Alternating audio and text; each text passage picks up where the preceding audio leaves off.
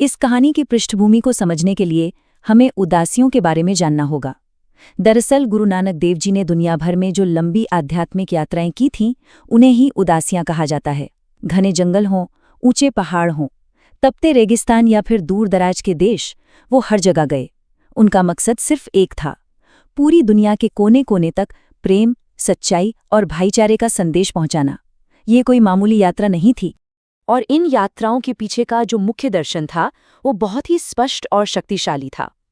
ईश्वर एक है और सभी इंसान बराबर हैं। ये सिर्फ कोई कहावत नहीं थी, बल्कि गुरुजी के पूरे जीवन का सार था।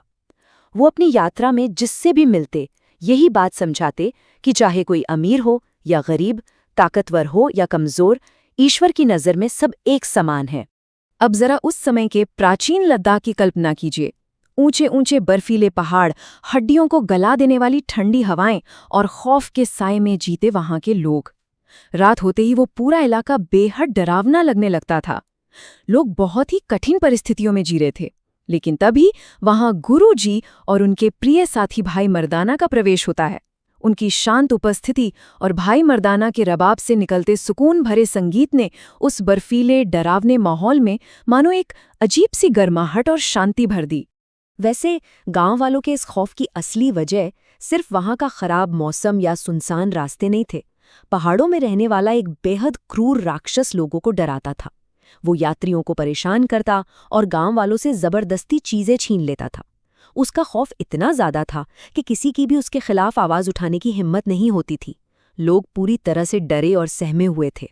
जब गुरु नानक देव जी ने लोगों के चेहरों पर वो डर और निराशा देखी तो उन्हें बहुत दुख हुआ। उन्होंने वहीं एक शांत स्थान चुना और ईश्वर का नाम जपना शुरू कर दिया।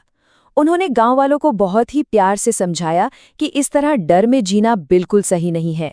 ईश्वर हमेशा अपने भक्तों के साथ हैं। किसी से नफरत मत करो और बस सच्चाई और प्रेम का रास्ता अपनाओ। उनकी मीठी वाणी और रबाब के कीर्तन ने उन डरे हुए लोगों के दिलों में एक नई उम्मीद जगा दी। और यकीन मानिए, इन बातों का असर सच में अद्भुत रहा। जो लोग डर के मारे हमेशा चुप रहते थे, उनमें अचानक एक नया साहस आने लगा। वे सब पूरे विश्वास के साथ एकजुट हो गए और मिलजुल कर रहने लगे। इसका नतीजा ये हुआ कि राक्षस के डर की जो दीवार थी वो पूरी तरह ढहने लगी। आखिर जब लोग एकजुट होते हैं तो बड़े से बड़े डर की ताकत टूट ही जाती है। लेकिन यह बदलाव देखकर वो क्रूर राक्षस गुस्से से आग बबूला हो गया। उस राक्षस को ये बात बिल्कुल बर्दाश्त नहीं हुई कि लोग उसके खौफ से आजाद हो रहे हैं। उसे लगा कि अगर ऐसे ही चलता रहा तो उसका वर्चस्व ही खत्म हो जाएगा। अपने इसी अहंकार और गुस्से में अंधे होकर उसने गुरुजी को एक भयानक और जानलेवा सबक सिखाने की ठान ली। एक सुबह जब गुरुजी पहाड़ के नीचे गहरे शांति में ध्यानमग्न बैठे थे और ठंडी हवाओं के बीच रबाब की धुन बज रही थी, वो राक्षस पहाड़ की बिल्कुल चोटी पर पहुंच गया। जरा उस खौफनाक मंजर के बारे में सोचिए। उस राक्षस ने पूरी ताकत लगाकर एक बहुत ही विशाल पत्थर पहाड़ की चोटी से नीचे की ओर लुढ़का दिया। वो भारी भरकम पत्थर बड़ी तेजी से ध्यानमग्न गुरुजी की ओर बढ़ता आ रहा था। क्या गुरुजी बच पाएंगे? पत्थर के गिरने की भयानक आवाज से सारे गांव वाले दहल उठे। सबको लगा कि बस अब सब खत्म। लेकिन गुरु नानक देव जी बिल्कुल शांत बैठे रहे। उनके चेहरे पर डर की एक लकीर तक नहीं थी। कुछ ही पलों में वो विशाल पत्थर गुरुजी से आ टकराया, लेकिन विनाश के बजाय वहां जो हुआ उसने इतिहास रच दिया। वो अत्यंत कठोर पत्थर अचानक मोम की तरह बिल्कुल नरम हो गया। जी हाँ, एक अद्भुत चमत्कार। गुरुजी को एक खरोच तक नहीं आई। पत्थर उनके शरीर से छूते ही पिघलने सा लगा और गुरुजी के शरीर का आकार, उनके शरीर का निशान उस पत्थर के भीतर हमेशा हमेशा के लिए छप गया। ये चमत्कार देखकर वो राक्षस तो सन्न रह गया। अपनी आंखों पर विश्वास न कर पाने के कारण वो तेजी से पहाड़ से नीचे उतरा। अपने भयंकर अहंकार और गुस्से में आकर उसने उस नरम हो चुके पत्थर को जोर से लात मारी और पलक झपकते ही उसका पैर भी उस पत्थर के अंदर धंस गया। उसी पल राक्षस का सारा घमंड चूर चूर हो गया। उसे समझ आ गया कि उसका सामना किसी आम इंसान से नहीं, बल्कि एक बहुत बड़ी दिव्य शक्ति से हुआ है।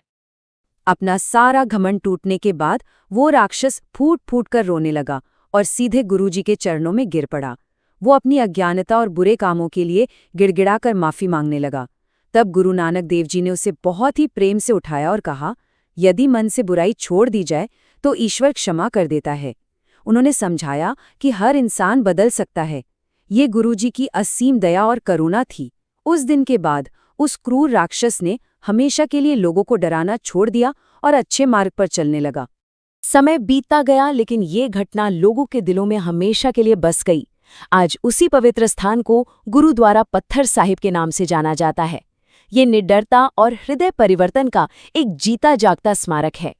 आज भी अगर कोई लद्दाख जाता है तो वहां उस पवित्र पत्थर को बिल्कुल सुरक्षित रखा हुआ देख सकता है, जिसमें गुरु नानक देव जी के शरीर और उस राक्षस के पैर के निशान एकदम साफ दिखाई देते हैं।